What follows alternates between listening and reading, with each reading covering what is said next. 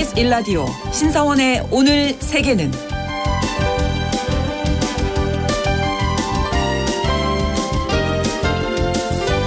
안녕하십니까. 아나운서 신성원입니다. 세네갈은 서아프리카에서 가장 서쪽에 위치한 공화국으로 과거 프랑스 식민지였습니다. 세네갈처럼 프랑스의 식민지였던 말리라든지 부르키나파소, 니제르 등의 국가에서는 쿠데타로 군정이 들어선 반면 세네갈은 서아프리카 민주주의의 보루로 꼽히면서 비교적 안정을 유지하던 국가였는데요.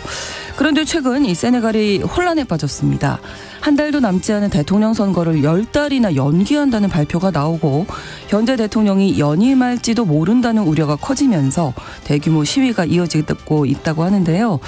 잇따른 쿠데타로 시민의 권리를 빼앗긴 다른 나라들과 달리 서아프리카 민주주의 보루인 세네갈은 이 선거를 사수할 수 있을지 계속 지켜봐야겠습니다. 오늘 아침 전해진 국제사회 뉴스는 잠시 후 오늘의 헤드라인 뉴스로 정리해드리고요. 통신원 취재수첩에서는 태국 전진당과 피타 전 대표에게 찾아온 위기와 이 왕실 모독죄에 대해서 알아보겠습니다. 그리고 글로벌 이슈에서는 세계의 다양한 에너지 중에서 오늘은 가스에 관한 이야기 나눠봅니다. 2월 7일 수요일 KBS 1라디오 신성원의 오늘 세계는 시작하겠습니다.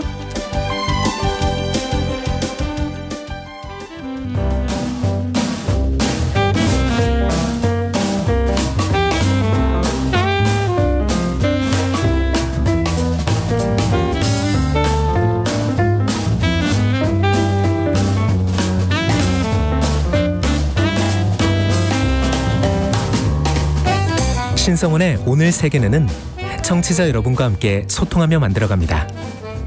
실시간으로 유튜브로 보실 수 있고요. 여러분의 의견도 기다립니다. 짧은 문자 50원, 긴 문자 100원이 드는 샵 9730.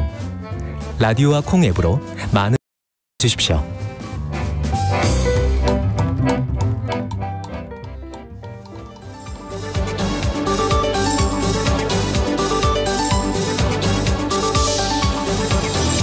오늘 세계는 헤드라인 뉴스.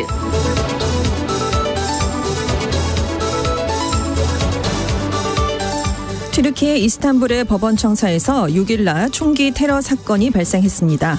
무장괴한 2명이 법원 출입구 검문소를 공격해 1명이 숨지고 최소 5명이 부상을 입었는데요. 경찰은 남성 1명과 여성 1명 등 용의자 2명을 현장에서 사살했습니다. 이들의 범행 동기는 아직 정확히 확인되지 않았는데요. 튀르키예 당국은 용의자들이 자국은 물론 미국과 유럽연합 등에서 테러 조직으로 지정된 급진 좌파 단체 혁명민족해방전선 소속이라고 밝혔습니다. 이스탄불에서는 지난달에도 한 성당에 무장괴한들이 침입해 총기 테러를 벌여서 신자 1명이 숨지는 사건도 있었습니다. 이스라엘과 하마스를 중재하고 있는 알사니 카타르 총리가 하마스가 인질 협상에 긍정적인 반응을 보였다고 말했습니다. 앞서 미국과 이스라엘, 카타르, 이집트는 단계적 휴전, 또 이스라엘 인질과 팔레스타인 수감자 교환을 내용으로 하는 중재안을 마련했는데요. 하마스는 이스라엘의 군사작전 중단과 군대 철수를 전제 조건으로 제시해왔는데 일단 이번 제안을 긍정적으로 받아들였다고 현지 언론이 전했습니다. 한편 아직 풀려나지 않은 이스라엘 인질 136명 가운데 30명 이상이 사망한 것으로 알려졌는데요. 이스라엘군은 31명이 사망 판정을 받았고 가족에게 통보했다고 밝혔습니다. 하지만 실제로는 사망자가 더 있을 가능성도 제기되고 있습니다. 유럽연합의 친환경 산업 역량을 확대하는 걸 목표로 한 탄소 중립 산업법이 6일 입법 최종 관문을 넘었습니다. EU는 이사회와 유럽의회, 집행위원회 간 탄소 중립 산업법에 관한 3자 협상이 잠정 타결됐다고 밝혔는데요. 유럽의회와 이사회의 승인을 받으면 관보 개제를 거쳐 이르면 올해 말쯤 발효될 것으로 관측됩니다. 이 법은 미국 인플레이션 감축법과 중국의 공격적 투자에 대응하기 위해 마련됐는데요. 탄소 중립과 관련된 역내 산업 제조 역량을 2030년까지 40% 끌어올리는 걸 목표로 하고 있습니다. 메이드 인 유럽을 육성하겠다는 구상이어서 유럽판 IRA로도 불리는데요. 태양광과 배터리, 탄소 포집과 저장 등 친환경 산업과 관련된 주요 분야가 전략적 탄소 중립 기술로 지정이 됩니다. 이후 패스트 트래커가 보조금 지급 요건 완화 등 각종 혜택을 받게 됩니다. 미국에서 발생한 보잉 737 맥스9 비행 중에 동체에 구멍이 났던 사고는 비행기를 조립할 때 도어 플러그에 볼트가 누락돼 발생한 것으로 조사됐습니다. 미국 국가교통안전위원회는 예비 조사 보고서에서 동체에서 떨어져 나간 비행기 좌측 중간 출구에 도어 플러그 조립 당시 사진을 보면 볼트 3개가 빠져 있다고 지적했습니다. 또 도어 플러그가 떨어져 나갔는데도 볼트로 고정돼 있어야 할 비행기 본체에 손상이 없는 것도 처음부터 볼트가 누락됐다는 걸 보여준다고 설명했습니다. 언론들은 조립 당시 도어 플러그에 손상된 부품을 교체했는데 이 작업 때 사진에 보이지 않는 부분까지 모두 4개의 볼트가 누락됐을 가능성이 있다고 지적했습니다. 세바스티안 피네라 전 칠레 대통령이 헬기가 추락해 향년 74세로 사망했습니다. 피네라 전 대통령을 태운 헬기는 수도 산티아고에서 900km가량 떨어진 랑코 호수 상공을 날던 중에 원인을 알 수 없는 이유로 추락했는데요. 피네라 전 대통령은 현장에서 이미 숨진 채 발견됐습니다. 칠레 정부는 사흘간의 애도 기간을 선포했습니다. 피네라 전 대통령은 기업 최고 경영자 출신의 중도 우파 정치인으로 2010년에서 2014년 그리고 2018년에서 2022년까지 중도 우파 정부를 이끌었습니다. 칠레의 경제 성장을 이끌어 큰 인기를 얻었지만 각종 사회 갈등과 지하철 요금 인상으로 촉발된 불평등 항의 시위를 무리하게 진압해 임기 말엔 지지율이 많이 떨어졌었습니다. KBS 라디오 신성원의 오늘 세계는 오늘의 헤드라인 뉴스로 시작했습니다. 오늘은 전주현 외신캐스터가 수고해 주셨고요. 함께 또 오늘의 키워드도 살펴보도록 하겠습니다. 첫 번째 키워드가 그도 시민의 한 사람이다. 네, 여기서 그는 트럼프 전 미국 대통령입니다. 네. 워싱턴 DC 항소법원이요. 2020년 대선 뒤집기 형사 재판과 관련해서 면책 특권을 주장해왔던 트럼프 전 대통령 주장을 기각했습니다. 그러니까 대통령이 재임 중에 저지른 일로 이 형사 사법제도에 따라서 처벌을 받을 수 있느냐 없느냐 이게 핵심이었거든요. 네. 근데 이제 트럼프 전 대통령이 의사당 폭동 선동을 했다라는 혐의로 작년 8월에 기소가 됐었는데요. 네. 1심에 이어서 2심도 이 형사 재판정에 피고인 자격으로 서는 게 맞다라고 판결을 내린 겁니다. 하지만 트럼프 전 대통령 측은 내가 그때 현직 대통령이었으니까 네. 재임 기간 이건 공무상 행위 아니냐. 나는 면책 특권이 있다라면서 이 혐의를 기각해 줄 것을 요청해 왔었는데요. 네. 이 재판부는 트럼프 전 대통령이 한때 가졌던 대통령직 특권도 다른 미국인들과 마찬가지로 연방 형법에 적용을 받는다라고 만장일치로 판결을 내렸습니다. 네. 그래서 이제 트럼프 전 대통령은 다른 모든 형사 피고인과 마찬가지로 시민 트럼프가 됐다라고 판결을 내려서 그도 시민의 한 사람이다. 이런 판결을 내린 겁니다. 면책 특권 받아들일 수 없다라는 그렇습니다. 건데요. 근데 네. 이 판단이 굉장히 관심을 많이 끌었는데 네. 왜냐하면 미국에 관련된 판례가 없었기 때문이에요. 그러니까 연방 대법원 판례에 따라서 재임 중 공무 행위에 대해서는 민사상 책임을 면한다라는 건 있었지만 네. 이게 형사 재판에도 적용이 되는지에 대한 명확한 판례가 없었습니다. 그렇군요. 사실 이런 대통령이 없었기 때문이죠. 그렇습니다. 이렇게까지 판단을 예. 내려야 돼. 네. 그래서 아무튼 이제 트럼프 전 대통령 측은 이 사건을 대법원까지 끌고 가겠다라는 입장이에요. 그래서 이제 최종 결정이 나오려면 시간이 또 걸립니다. 이거 중요한데요. 이 그렇죠. 결과가. 대선이 있기 때문이에요. 네네네. 대법원이 얼마나 빠르게 판결을 내려줄 것이냐 이게 지금 관건이 됐는데 그렇죠. 신속하게 심리하면 대선 전에 재판이 열릴 수 있습니다. 오. 반면에 재판이 미뤄지고 트럼프 대통령이 만약 대선에서 승리를 하면 네. 자기가 이제 대통령이 된 상태에서 법무부에 소송을 기각하거나 사면을 요청, 그러니까 셀프 사면을 요청할 수 있거든요. 그렇기 때문에 이게 언제 판결이 내려지느냐 이게 굉장히 중요해지게 됐습니다. 이것도 좀 지켜봐야 될 네. 예, 문제네요. 자, 그리고 두 번째, 이럴 거면 도토리키를 재는 게 낫겠다. 이게 바이든 건가요? 대통령 얘기가 이어지기 때문인데요. 네. 말실수를 자주 하지 않습니까? 그래서 고령 논란을 자초합니다. 그런데 이제 이번에는 또 이스라엘 가자지구 전쟁 얘기를 하다가 네. 하마스라는 단어를 떠올리지 못해서 문제가 됐어요. 그래서 제가 이 키워드를 쓴 거는 네. 맞상대가 지금 트럼프 대통령으로 유력해진 상황인데 예, 그렇죠. 말씀드린 것처럼 지금 사법 리스크를 겪는다라고 그렇죠. 말씀드렸죠. 네네네. 그러면 자기가 이점을 가져갈 수 있는데 또 말실수를 했습니다. 그래서 고령 리스크를 스스로 또 만들었어요. 자, 이런 건 두 후보가 이제 리스크가 있다. 그렇습니다. 네네. 이럴 거면 도토리키를 재는 게 그렇죠. 낫겠다라고. 그래서 정하셨어요. 이제 이스라엘 이제 문제 뭐 안보 그러니까 우크라이나 지원, 이스라엘 지원에 대한 긴급 안보 예산을 요청하다가 중동 어떻게 돼가고 있냐고 기자들이 물은 거예요. 네. 그랬더니 그쪽에서 반응이 있었다. 그쪽이 누군가 하마스인데 주어를 얘기를 해야 되는데 반대편으로부터 반응이 그러다가 미안합니다. 하마스로부터 반응이 있었다. 하마스 얘기 나오기까지 너무 오래 걸렸어요. 빨리 생각이 안 나셨군요. 네. 근데 지금 81세잖아요. 미국 네. 역사상 최고령 현직 대통령이고 인지 능력에 대한 논란이 큰데 그래서 지금 공화당의 니키 헬리 전 유엔 대사는 바이든 대통령 81세, 트럼프 전 대통령 77세, 고령 정치인의 인지 능력이 우려된다라는 점을 굉장히 공격을 하고 있는 상황입니다. 네.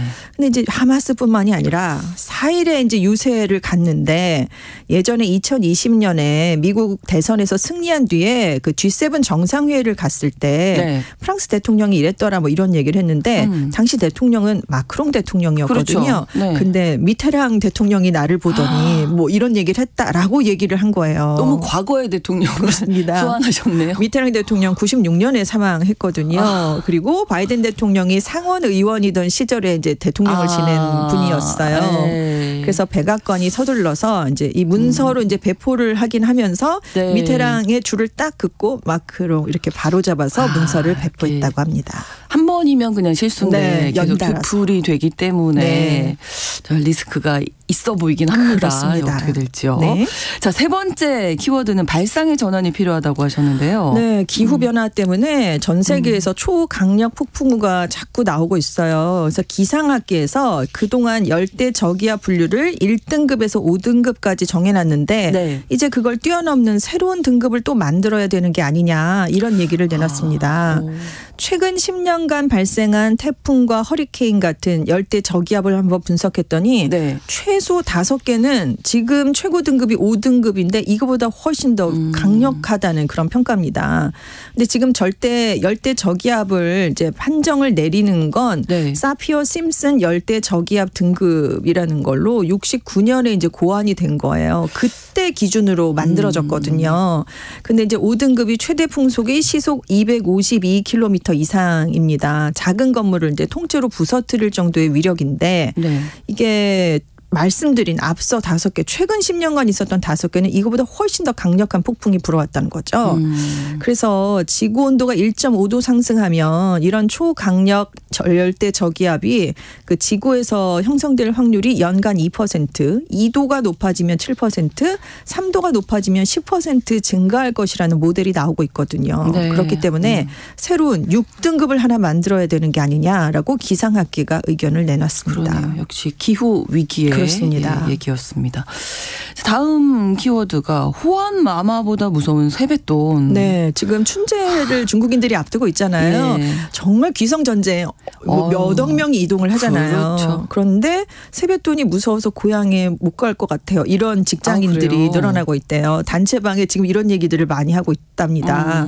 그 중국도 새해가 되면 아랫사람이 웃 어른에게 절을 하고요. 돈을 받는 세뱃돈 문화가 있어요. 네. 이게 야쏘이첸이라고 해서 나쁜 일을 누르는 돈이라는 뜻을 갖고 있어요. 그렇군요. 그러니까 주는 사람 입장에서 조금 주기가 쉽지 않은 그런 그렇죠. 상황이래요. 되도록 좀 많이 줄 수 있으면. 나쁜 일을 눌러야 네. 되는데 그 조금 누르란 얘기냐 이제 그런 불만이 나오잖아요. 네. 그런데 이제 이걸 많이 주다 보니까 웬만한 직장인의 한 달 월급을 넘기기도 하고요. 그 정도로 줘요? 세뱃돈을? 네. 그러니까 한 사람한테 주는 게 아니니까 이런 걸 다 여러 명 합하면. 나눠주니까. 네.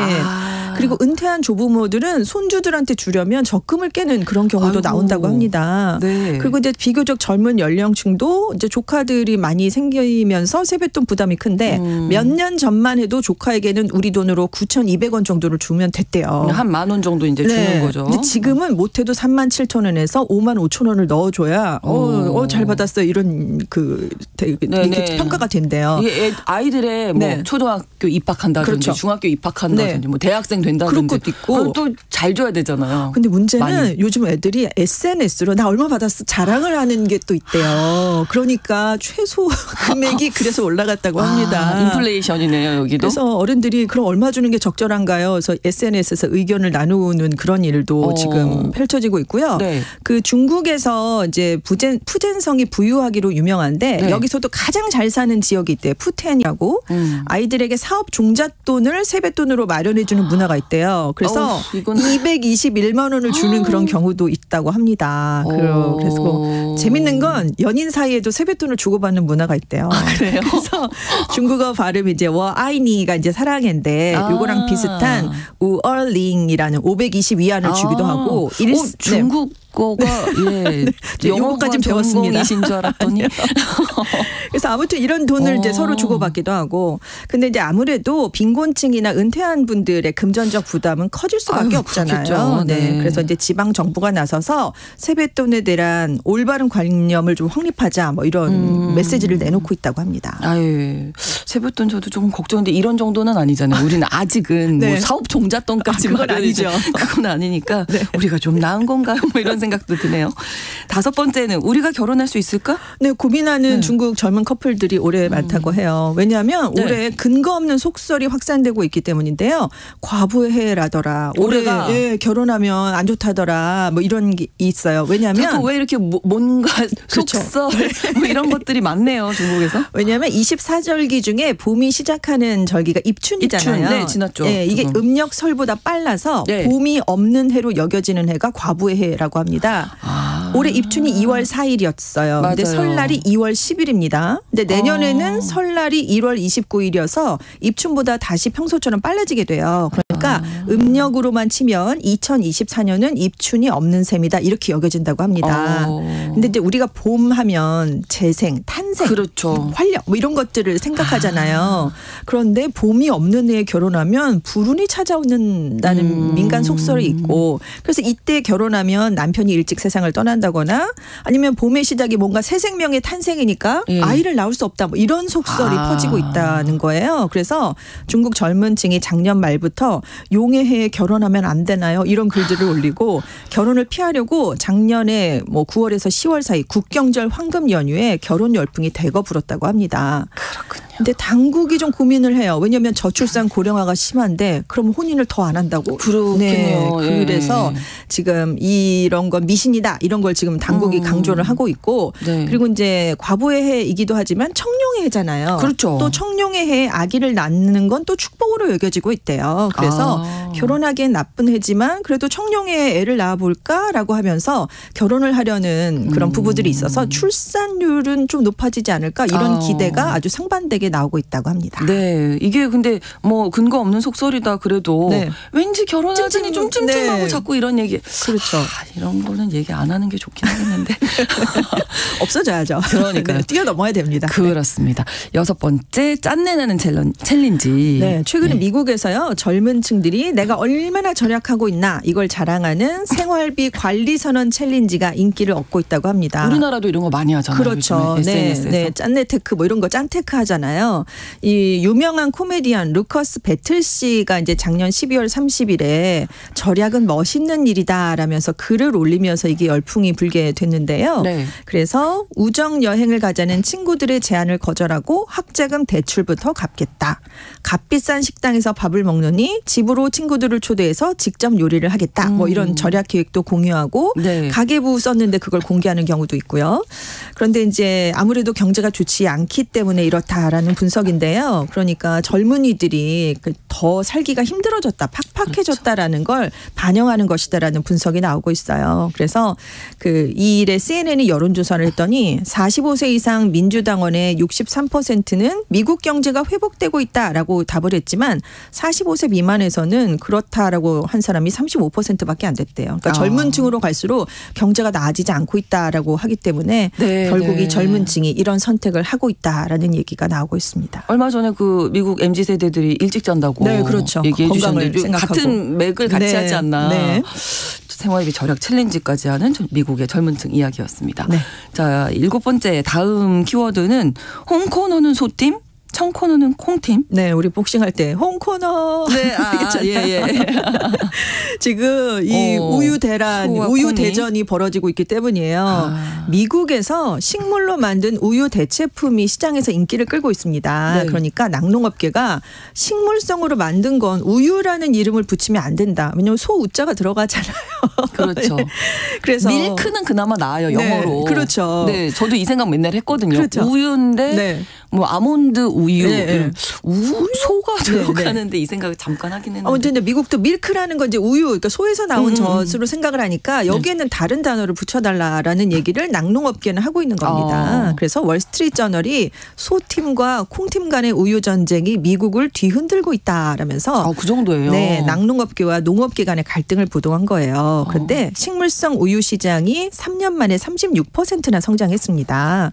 그런데 같은 기간 이렇게 우유 판매량은 증가한 반면에 동물성 우유 판매량은 뚝 떨어졌거든요.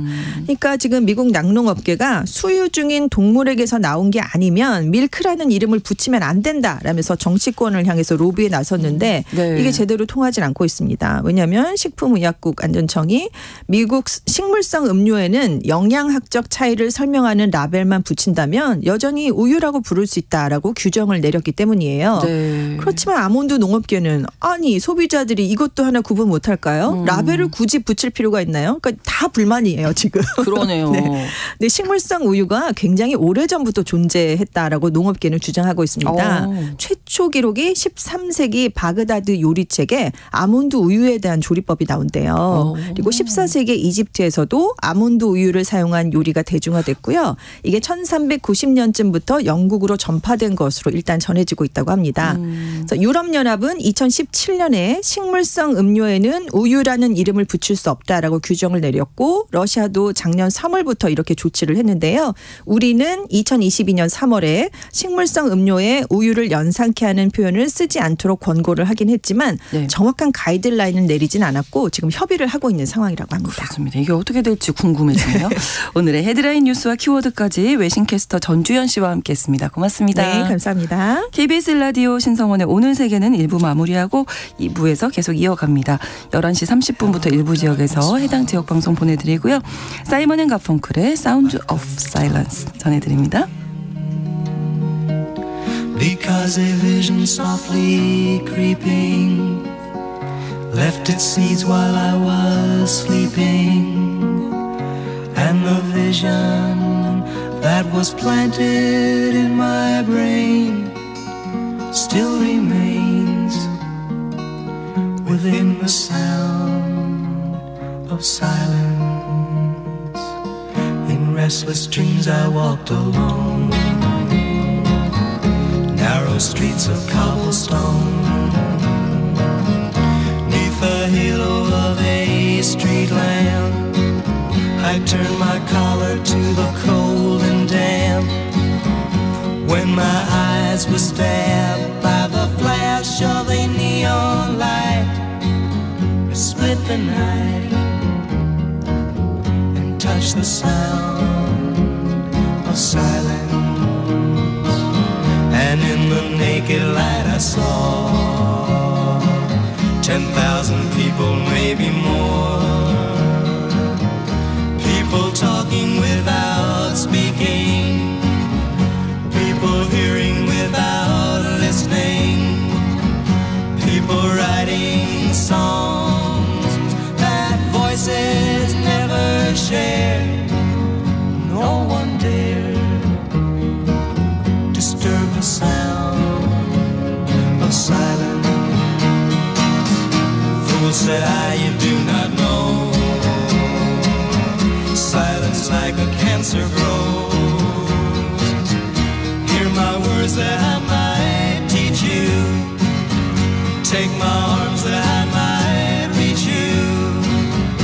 But my words like silent raindrops fell and echoed the wells of silence. And the people bowed and prayed to the neon god they made. And the sign flashed out its warning. 지금 시각은 11시 30분입니다. KBS Ladies and gentlemen. 국제사회의 다양한 뉴스를 한눈에 KBS 1라디오 신성원의 오늘 세계는 세계를 바로 보는 최소한의 투자입니다.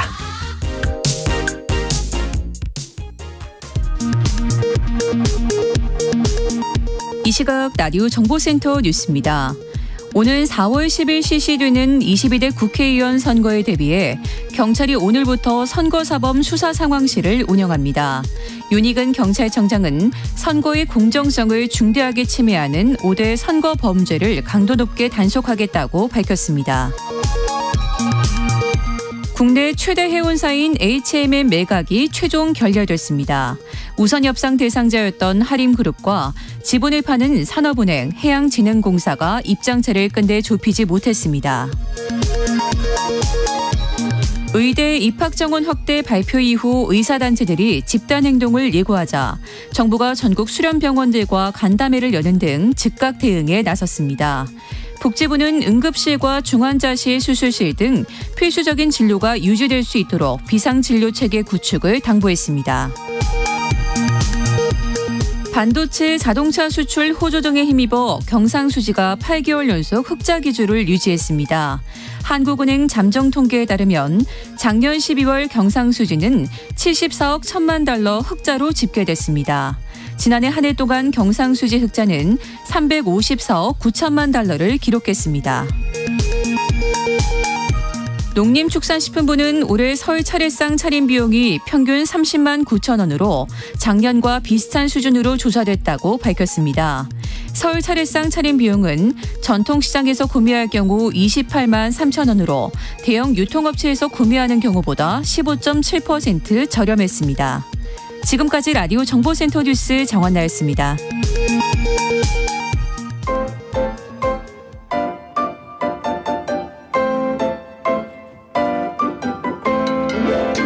통신원 취재 수첩. 통신원 취재 수첩, 오늘은 태국 방콕에서 김종민 통신원이 준비하고 계십니다. 안녕하세요. 네, 안녕하십니까. 네. 자, 태국 제1당이죠. 전진당 대표가 지난 1월 25일에 이 선거법 위반 무죄 판결을 받아서 지지자들이 많이 기뻐했던 기억이 있는데, 이 왕실법 관련해서 지금 해산 위기에 처해 있다면서요. 이게 왜 그런 건가요? 예, 현 국왕에 속해 있는 짝그리 왕조는 1782년부터 지금까지 이어져 오고 있습니다. 네. 태국의 국왕은 국가의 원수로서 현재는 라마 10세가 국왕으로 있습니다. 태국 젊은이들을 중심으로 왕실과 공부에 대한 반감이 많은 편입니다. 하지만 대놓고 비방하면 왕실보호법에 저촉돼서 불경죄로 잡혀가기 때문에 대부분 익명으로 활동을 하고 있습니다. 지난 2014년 제정된 태국 헌법 제8조에는 국왕은 존경받는 신성한 지위에 있으며 누구도 이것을 침범할 수 없다고 되어 있습니다. 네. 또한 2017년에 제정된 태국 헌법 제6조는 국왕은 존엄한 지위에 있으며 어떠한 사람도 모독할 수 없다. 그 어떠한 사람도 어떠한 방법으로도 국왕을 비난하거나 고발할 수 없다라고 되어 있습니다. 이와 더불어 태국 형법 112조는 일명 국왕 모독법 혹은 왕실법이라고 불리며 국왕, 왕비, 왕세자를 비방하거나 위협한 자는 3년에서 최고 15년까지 형이 선고될 수 있다고 되어 있습니다. 네. 해당 왕실법은 속지주의, 속인주의에 근거하여 내 외국인을 가리지 않습니다. 그렇군요. 그러면 이 왕실법으로 실제로 뭐 구금을 당하거나 재판 뭐 이런 처벌을 받는 경우가 있었나요? 특히 외국인 같은 뭐 그런 사례도 있었는지 궁금하네요. 네, 물론입니다. 꽤 여러 번 그리고 여러 케이스가 있습니다. 그렇군요. 수년 전 치앙마이에서 한 네. 미국인이 술에 취해 길거리에 세워져 있는 라마 9세 초상화에 검은색 페인트를 칠해 잡혀간 사례도 있었고 유럽인들 중에는 국왕 사진이나 초상화를 길거리에서 훼손하는 사례도 있었습니다. 네. 이들 모두 현장에서 태국인들의 폭행을 당했고 이후 경찰에 넘겨져 법정 최고형을 선고받기도 했습니다. 그리고 외교적인 마찰로 이어지기도 했죠. 네. 해당 외국인의 경우 실제로 징역을 살았습니다만 오래 잡혀있지는 않았고 국왕의 로열 파든, 즉 왕실 사면으로 풀려나 집으로 돌아갔습니다. 네. 하지만 그 외국인이 다시 태국에 돌아오는 일은 없을 겁니다. 블랙리스트에 올라 입국이 금지되어 있을 것이기 때문이죠. 그렇군요. 그럼 자, 여기서 재미있는 이야기 하나를 해드리겠습니다. 네네. 오래전 미국 헐리우드 영화 중에 율브린너와 데보라카 주연의 왕과나 C&I라는 영화가 있었습니다. 네. 나이가 좀 있으신 분들은 많이들 기억하시겠는데요. 왜 알죠? 하지만 해당 영화는 태국에서는 상영이 금지되어 있는 영화 중 하나입니다. 그래요? 예, 저도 처음 태국에 왔을 때 어렸을 때 본 기억이 있는 왕과나 영화에 대해 이야기를 했더니 태국 친구들 아무도 이 영화에 대해 모르고 있는 것이었어요. 왜 모를까? 한동안 의문이었는데 네. 상영이 금지된 영화라서 그랬습니다. 그래서 물어봤죠. 왜? 영화에서 왕을 나쁘게 표현한 게 하나도 없었던 기억이었는데. 그러게요. 예, 하지만 태국인들이 바라보는 영화 왕과나는 매우 불경스러운 영화라는 것입니다. 어떻게 태국의 국왕이 외국인 여성과 사랑에 빠질 수 있으며 왕실의 법도를 우스꽝스럽게 표현했으며 네. 또한 왕의 선택을 받은 여성이 어떻게 감히 왕의 사랑을 배신하고 도망칠 수 있느냐는 것이었습니다. 그러니까 절대로 있을 수 없는 일이라는 거죠. 그렇군요. 그래서 왕과나는 태국에서는 상영 금지된 영화였군요. 예, 네. 전혀 예상하지 못한 일이었는데 그러면 좀 이렇게 태국 여행하시거나 이제 뭐 지내시는 생활하시는 분들도 좀 주의가 필요하겠습니다. 예를 들면 어떤 걸 좀 조심해야 할까요? 예, 우선 태국인들과 대화를 할 때나 네. 또는 본인들끼리 얘기를 나눌 때도 네. 왕실과 왕에 대한 심한 욕설이나 험담을 하는 것은 좀 주의가 필요합니다. 네. 요즘은 한국어를 곧잘 하는 태국인들도 많기 때문에 대놓고 떠들게 되면 신고를 할 수도 있습니다. 저는 태국에서 26년 동안 교민들을 위한 교민 잡지를 발행하고 있는데요. 네네. 저희 잡지 역시 기사 내용에 국왕을 언급하거나 이야기할 때는 주의해야 합니다. 하다못해 국왕의 얼굴이 나오는 돈을 함부로 게재해서도 안 됩니다. 그래요? 그리고 꼭 게재해야 한다면 네. 얼굴이 나오지 않는 뒷면이 나오도록 해야 합니다. 과거에는 태국에서 실시되는 모든 행사에 태국 애국가는 물론 왕실 찬가도 무조건 연주가 되어 있습니다. 극장에서는 영화가 시작되기 전에 반드시 왕실 찬가를 연주합니다. 이때는 극장 안 모든 사람들이 일어서서 경의를 표해야 합니다. 과거 라마 9세 푸미폰 국왕 시절에는 잘 모르는 외국인이 이때 일어나지 않으면 태국 사람들이 주의를 주거나 직원들이 얘기하곤 했습니다. 그럼 태국에서 일어나지 않는 예. 태국에서 영화 볼 때는 이제 처음에 이 왕실 찬가 나오면 다 일어나야 되는 거예요. 외국인도. 예, 맞습니다. 예. 굳이 일어나지 않는 사람들의 경우 태국인들과 시비가 붙을 때도 있었습니다. 그렇군요. 이후 라마 10세 와치랄롱콘 국왕 시절에는 이런 현상들도 거의 없어졌지만 네. 사실 지금은 오히려 외국인은 전원 습관이 돼서 일어서지만 정작 태국인들은 일어서지 않아서 역대지감을 느끼기도 합니다. 그렇군요. 예. 네. 또한 요즘은 특히 많은 사람들이 사용하는 SNS에서의 주의점이 더욱 대두되고 있습니다. 네. 2007년 제정된 태국의 컴퓨터 범죄법이 새로운 형태의 국왕 모독법 역할을 하게 된 것인데요. 네. 휴대폰 문자 메시지를 비롯한 인터넷 공간과 페이스북 등 소셜 네트워킹에서 행해지는 국왕과 왕실에 대한 비난을 막고자 만들어졌습니다. 이런 법안이 만들어지게 된 이유가 바로 일명 엉클 SMS 삼촌 문자 메시지 사건인데요. 네. 61세 남성 암폰이 여왕을 모독하는 문자 메시지를 보냈다는 이유로 최고형인 20년형을 선고받은 사건으로 이는 형법 최고형이 15년을 강제하는 국왕 모독법보다 더 가혹한 형량을 부과할 수 있게 된 사건입니다. 네. 즉 인터넷상에 일어나는 국왕 모독법은 기존 형량보다 더 많은 형량을 부과할 수 있게 된 것이죠. 따라서 우리 교민들은 인터넷상으로 국왕이나 왕실을 욕하는 일이 없도록 주의해야겠습니다. 그러네요. 잘 알고 계셔야 될 것 같아요. 근데 이제 왕실법에 대해서 이제 설명을 해주셨는데 처음에 저희가 이야기 나눈 게 이제 전진당 파타 씨 이 상황으로 좀 돌아가 보면 태국 그 헌재 의원 복귀 결정으로 아주 기뻐한 상황이었는데 갑자기 이제 상황이 달라진 거잖아요. 이건 어떤 일인가요? 예, 사실 피타 림짜르나 씨 미디어 주식 보유 사건 무죄 판결을 받고 의원직 정지 6개월 만에 복귀하는 모습을 보고 네. 태국을 잘 아는 전문가들 사이에서는 왕실 모독법으로 정치 생명을 끝내려는구나 하는 판단을 하는 사람들이 많았습니다. 그리고 아니나 다를까 지금 그렇게 진행이 되고 있는 것 같습니다. 네. 헌법 112조 개헌 내지는 군주제 개혁에 반대하는 왕당파 활동가들은 네. 지난 2일 전진당 전현직 의원 44명의 정치활동 금지를 요구하는 청원을 반부패위원회에 제출했습니다. 그리고 그 이전에 헌재는 이미 지난달 31일 전진당의 왕실 모독죄 개정 공약이 위헌이라고 판단하고 네. 개정 시도를 즉각 중단하라는 명령을 내린 바 있습니다. 이에 겁에 질린 전진당은 곧 웹사이트에서 군주제 개선 정당 정책을 내려버리고 말았지만 네. 그로 인해 내부에서는 비난에 처하게 되었고 외부에서는 다양한 청원인들의 청원과 반부패위원회의 국왕 모독죄 조사 요구가 이어지고 있습니다. 이제 헌법재판소는 청원인들에게 해답을 내놓아야 합니다. 네. 그리고 이들이 원하는 답을 내놓지 않으면 더 큰 문제를 야기하게 될 것이 자명합니다. 결국 왕실 보호를 명목으로 전진당의 해산이나 또는 평생 정치에 발을 들이지 못하도록 가혹한 조치를 취하겠다는 것입니다. 네.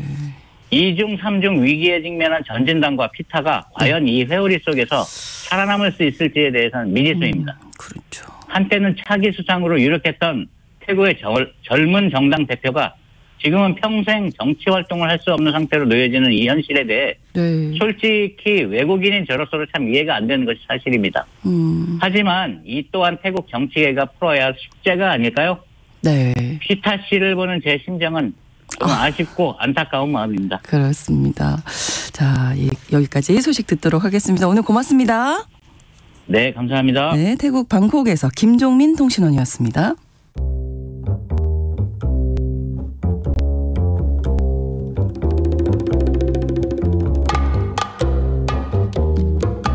세계를 알면 우리가 보입니다. KBS 1라디오 신성원의 오늘 세계는 글로벌 배송으로 빠르게 찾아갑니다.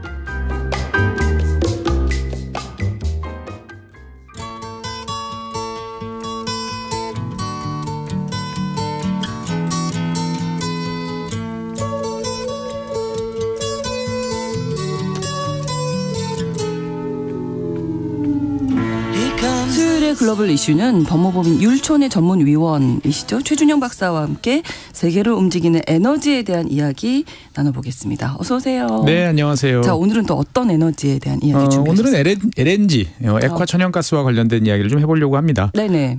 세계에서 가장 LNG를 많이 수출하는 국가는 어디일까요? 어디일까요? 예, 보통은 이제 중동 어느 나라. 네, 뭐 그리고 최근까지 지금도 아시안컵 네, 하고 있는 카타르가 이제 최대 수출 국가다라고 이제 알고 계신 분이 많은데, 네.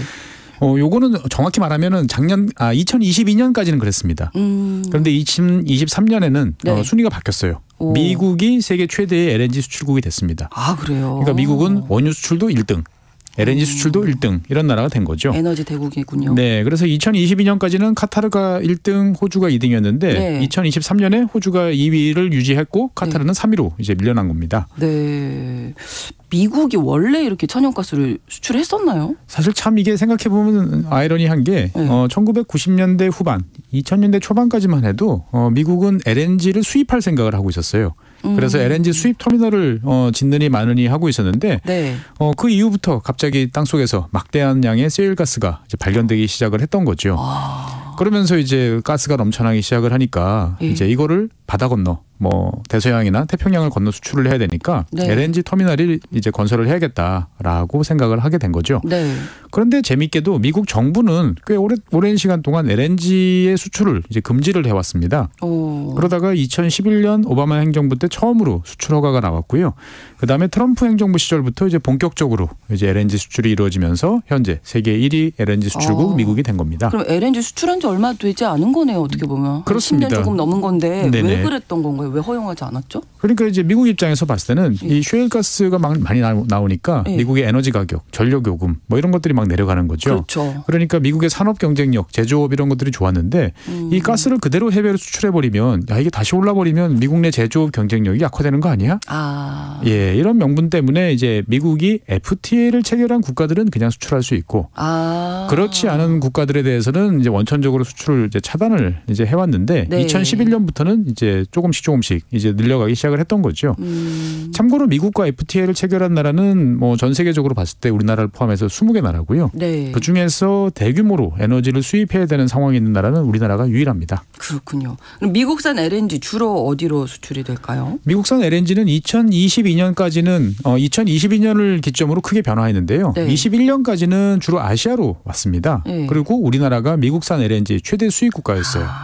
그런데 2023년 12월을 기준으로 살펴보니까 네. 전체 수출량의 거의 70% 가까이가 유럽으로 지금 가고 있어요. 그러니까 이제 그 사이에 전쟁이 벌어지면서 예, 유럽이 우크라이나 때문에 이제 그 러시아산 가스를 수입을 못하니까 예. 미국의 LNG를 대량으로 수입을 하게 된 거죠. 그러니까 미국 LNG 업계는 원래 있던 아시아 수요는 그대로 있어. 그다음에 갑자기 이제 유럽 수요도 생겼어. 그러니까 로또를 맞은 셈이 된 거죠. 그러네요. 전쟁이 네. 미국한테는 많이 도움이 됐네요. 그렇습니다. 그러니까 이제 사실 미국은 그전에도 유럽에 LNG를 수출해보고 싶었는데 파이프라인으로 전달되는 이 러시아산 천연가스하고 가격 경쟁력이 상대가 안 됩니다. 네, 네. 예. 그런데 이제 갑자기 전쟁이 나니까 그동안에 LNG를 전혀 사용하지 않던 독일을 비롯한 중부 유럽 국가들이 다급해진 거죠. 그래서 현재 지금 유럽에서는 곳곳에서 LNG 수입 터미널 공사가 이제 진행이 되고 있고 네. 이 덕분에 이제 미국이 유럽에 대규모 LNG를 공급하게 된 거죠. 그러니까 이제 유럽의 비중이 높아지니까 아시아 같은 경우는 상대적으로 비중이 낮아져가지고 줄어들고. 예, 현재는 한 25% 정도 이렇게 낮아졌는데 네. 문제는 며칠 전에 이제 미국이 네. LNG 수출 허가를 중단하겠다 이렇게 발표를 하면서 네. 가스 시장에 지금 좀 파문이 일고 있습니다. 이 배경이 있을까요? 그러니까 이제 정확히 이야기하자면 네. 이제 LNG 수출 시설을 포함한 관련 프로젝트에 대한 허가 절차를 일시 중단한다. 뭐 이렇게 발표를 했어요. 그러니까 이 세부적인 내용은 뭐냐면 네. FTA 국가는 뭐 우리나라 같은 경우는 이제 문제가 아니고 네. BFTA 국가 같은 경우는 별도의 수출 허가를 그때 이제 내줬는데 네. 이런 허가를 일시적으로 중단하겠다라고 이야기를 한 겁니다. 그러니까 기존에 수출 허가를 받았던 물량은 계속 나가는데 네. 이제 새로 수출하려고 뭔가를 하려는 친구들은 좀 기다려라. 좀 기다려라. 예, 이렇게 된 거죠. FTA를 체결하라 뭐 이런 압력으로 해석해도 될까요? 그런 것보다는 당장 올해 있는 선거가 급해서 그렇습니다. 그러니까 이제 바이든 대통령 입장에서 봤을 때는 환경단체나 기후변화 관련 단체들의 지지가 이제 필요한데 이들 단체들은 LNG를 이렇게 많이 생산해서 세계로 수출하는 게 맞냐. 이거 적당하지 않다라고 계속 비판을 해왔던 거죠. 청정한 연료가 아니니까. 그렇죠. 이 천연가스 속에 있는 LNG 속에 있는 이제 메탄이 강력한 이제 온실가스 효과를 유발하기 때문에 이거 문제다라고 지적을 해왔던 거죠. 그러니까 11월 선거를 앞두고 지금 약간 열세에 놓여 있는 바이든 대통령 입장에서 봤을 때는 모든 지지 세력을 결집시켜야 되기 때문에 예, 일단은 정치적인 결정을 내렸다 이렇게 이제 보여집니다. 네, 그 외에 뭐 다른 요인은 없을까요? 정치적인 것 외에? 네, 일단은 뭐 여러모로 이야기가 나오고 있지만 이것은 일단은 정치적인 요인으로 지금 뭐 환경단체나 기후변화 단체들을 달래면서 너희들이 나를 도와주지 않으면 나보다 훨씬 터프한 트럼프 대통령을 상대해야 된다. 이런 식으로 이제 얘기를 하는 거죠. 예. 그래서 어떻게 보면 이제 미국의 LNG 수출이 이제 급속히 이제 증가를 하면서 사실 미국 내 제조업 관련해서는 이제 야, 미국의 천연가스 가격이 이러다가 올라가는 거 아니야? 라는 우려가 커지고 있기도 합니다. 네. 그러니까 지난 한 10년간은 사실 그렇지 않았거든요. 그러니까 뭐 이거는 너무 좀 과장된 우려다라고 생각은 하지만 사실 뭐 당사자 입장에서 봤을 때는 야 이거 계속 이렇게 수출량이 늘어나면 정말 미국 내 물량이 부족해지는 거 아니야? 한번 따져보고 이게 계속 우리가 이만큼 생산할 수 있는지 한번 좀 따져보자라고 그렇죠. 이제 이야기를 하다 보니까 지금 이제 이런 결정이 나왔고 그래서 미국 정부 공식 발표에 따르면 14개월 정도 따져보겠다. 그러니까 이제 굳이 14개월 지금부터요. 예, 그러니까 굳이 따지면 이제 내년, 선거 치르고 네. 그 다음에 취임할 때까지 일단은 중단시켜 놓겠다라는 거죠. 보면 진짜 정치적인 결정이네요. 어떻게 보면. 네, 그런 것 같습니다. 이런 결정을 했지만 네. 이제 영향을 받는 국가들이 있을 거 아닙니까? 그렇습니다. 그러니까 이제 문제죠. FTA를 체결하지 않은 국가들이 이제 걱정이고요. 네, 대표적으로는 우리 옆나라 일본입니다. 일본 같은 경우는 이제 대량의 천연가스를 수입을 해왔는데 네. 최근에 이제 미국 기업의 그 지분 투자를 하면서 LNG 수입을 확대하려고 지금 여러 가지 계획을 진행하고 있었는데 이게 이제 차질을 빚어진 거죠. 네. 그러다 보니까 일본의 경제산업부 장관이 미국에 대해서 공식적으로 좀 제고해 달라라고 요청하기도 하고 미국 의회에 대해서 필요한 로비 활동을 하겠다라고 이제 공개적으로 발언하기도 했습니다. 네. 그리고 독일 역시 이제 지금 좀 신경이 많이 쓰이는 듯한 모습입니다. 지금 일본과 독일이 좀 긴장하고 있는 상태고. 예. 자, 이 제재 때문에 가스 수출길이 막힌 러시아는 요즘 어떻게 좀 하고 있나요? 그렇죠. 그러니까 러시아 같은 경우는 원래 대량의 가스를 수출을 네. 했는데 러시아 가스 수출의 70%는 이제 유럽으로 이제 가고 있었어요. 네. 그러니까 유럽이 가장 큰 시장이었는데 여기가 이제 대폭적으로 축소가 됐습니다. 네. 그러니까 많은 분들께서는 러시아가 이제 유럽에 가스 수출을 못하는 거 아니야? 네, 네, 이렇게 네. 생각하시는데 그렇지는 않아요. 많이 줄어들었을 따름이지 지금도 가고 있어요. 그러니까 재밌는 거는 지금 러시아군과 우크라이나군이 전쟁을 벌이고 있는 우크라이나에 네. 이제 러시아가 유럽으로 향하는 가스관이 이제 있는데 네. 그 가스관을 통해서 꼬박꼬박 가스가 전달되고요. 우크라이나는 또 거기에 대해서 통행료를 꼬박꼬박 러시아로부터 받고 있기도 하고 참 아이러니한 이제 모습이 있는데 전쟁 중이지만 예, 네. 일단은 2023년의 경우에는 2022년에 비해서 한 절반 정도로 줄어들었다라고 이제 볼 수가 있는 거죠. 네. 그러니까 러시아 입장에서 봤을 때는 유럽 대신 어디론가 이걸 수출을 해야 되니까 네. 최근에 중국 그다음에 튀르키예 이런 쪽으로 수출을 늘리려고 하는데 문제는 이제 파이프라인은 용량이 제한돼 있다 보니까 더 늘리고 싶어도 바로 늘릴 수는 없는 거죠. 네. 그러다 보니까 이거를 이제 액화시켜서 LNG로 수출하려고 노력을 많이 하고 있고요. 네. 그래서 최근에 러시아 LNG가 여기저기서 많이 보입니다. 중국, 뭐 일본, 스페인 이런 곳에서 많이 보이고요. 우리나라도 러시아로부터 꽤 많은 양의 LNG를 수입하고 있습니다. 네. 그럼 이 가스의 형태가 뭐 LNG, LPG 뭐 여러 가지 많잖아요. 네네. 그 설명도 좀 해주실까요? 그러니까 LNG 같은 경우는 이제 말 그대로 땅 속에 있는 천연가스. 네. 가 이제 있는 거죠. 가스 형태로. 그거를 파이프라인으로 그대로 기체 상태로 옮기면 PNG라고 부르고요. PNG. 파이프라인 내추럴 가스라고 그래가지고. 그다음에 요거를 이제 배에다 실으려고 그러면 네. 기체 상태에 실으면 너무 부피가 안 크니까 되죠. 네. 예, 영하 161도 정도로 냉각을 시키면 한 600분의 1로 줄어듭니다. 그러면 이제 리퀴드, 액화가 된 거니까 액화 천연가스가 이제 LNG고요. 네. 그다음에 이제 택시나 이제 LPG 승용차 네네네. 이거 같은 경우는 이제 석유 액화가스입니다. 석유 액화가스. 예, 그러니까 석유를 생산하면서 나오는 부산물로 나오는 가스가 있어요. 주로 이제 사우디아라비아에서만 나오는데 네네. 이거를 이제 우리나라가 대량으로 이제 택시 같은 교통수단에 오랫동안 사용을 해봤던 거죠. 그렇군요. 예, 비슷하지만 조금씩 다릅니다. 그러네요. 공부가 됐고 예. 그렇다면 올해 이제 전체적인 세계 가스 시장 좀 전망을 해주신다면요. 작년 세계 가스 시장은 한 0.5% 성장을 해서 거의 뭐 보합세를 유지를 했습니다. 중국이 이제 한 7% 정도 수요가 증가를 했는데 네. 그만큼이 이제 유럽에서 수요가 감소를 했어요. 그러다 보니까 전 세계적으로 안정세를 유지했고 네. 그다음에 전 세계적으로 봤을 때 이제 발전과 관련된 뭐 원자력, 재생에너지 이런 쪽이 비중이 늘어나면서 가스 수요가 좀 줄어들었어요. 아무래도 좀 앞으로도 좀 줄어들지 않을까요? 예, 온실가스 걱정이 되다 보니까. 그렇습니다. 그래서 2024년 올해 같은 경우는 뭐 수요가 조금 늘겠지만 큰 네. 문제는 없을 것 같다라는 쪽으로 이제 가고 있는데 네. 문제는 이제 우리 같은 경우는 PNG 파이프라인으로 가스를 공급받지 않고 100% 이제 LNG로 LNG 니까. 공급을 받는데 네. LNG 같은 경우는 이제 공급 능력이 지금 이제 확대가 좀 이루어지고 있는데 25년 정도나 돼야 네. 새로 이제 만들어진 LNG 이 생산 시설에서 가스가 나올 것 같아요. 근데 유럽이 계속 LNG 수요를 이제 늘리고 있다 보니까 우리가 쓰는 LNG 같은 경우는 전체 천연가스와는 좀 달리 좀 가격이 변동할 수도 있다라는 우려가 좀 있습니다. 그럼 우리의 수출 수입 한번 또 따져볼까요? 2023년 같은 경우는 우리나라는 한 4,400만 톤 정도의 LNG를 수입을 했습니다. 네. 총 21개국에서 이제 도입을 했는데 호주가 1등 23% 정도고요. 아, 그렇군요. 그다음에 카타르 19%, 말레이시아 13%, 그리고 이제 미국이 11.5% 이런 순서였는데 네.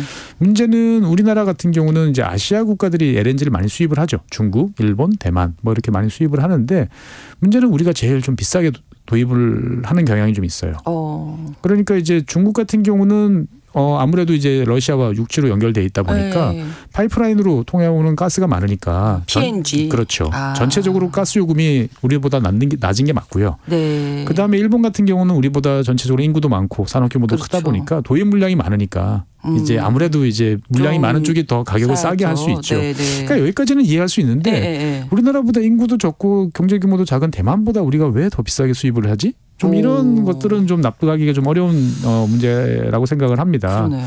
사실 우리나라 같은 경우는 규모의 경제 아무래도 이제 단일 협상자가 나서는 게 좋다 싶어서 가스공사가 전체 우리나라 물량의 한 80%를 독점을 하고 있어요. 그래서 우리나라 가스공사 같은 경우는 세계 최대 수준의 세계 최대 규모의 이제 가스 바이어예요. 아, 그렇군요. 예, 그런데도 왜 좀 비싸다? 라는 생각이 들다 보니까 좀 우리가 좀 더 저렴하게 들여올 수 있는 이유가 뭘까를 좀 파악을 해서 좀 더 저렴한 가격에 안정적으로 LNG를 도입할 수 있는 방안을 모색하는 게 2024년의 숙제가 될 것 같습니다. 네, 글로벌 이슈 최준영 박사와 함께 이야기 나눴습니다. 오늘 고맙습니다. 네, 감사합니다. 제이슨 브라즈의 럭키 보내드리면서 신성원의 오늘 세계는 마무리하겠습니다. 저는 내일 오전에 다시 오겠습니다. 고맙습니다.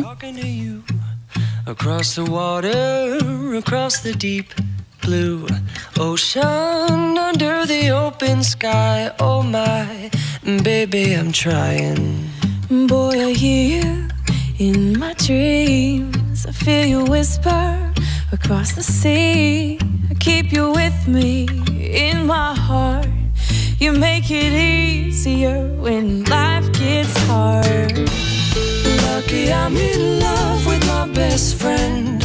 Lucky to have been where I have been. Lucky to be coming home again.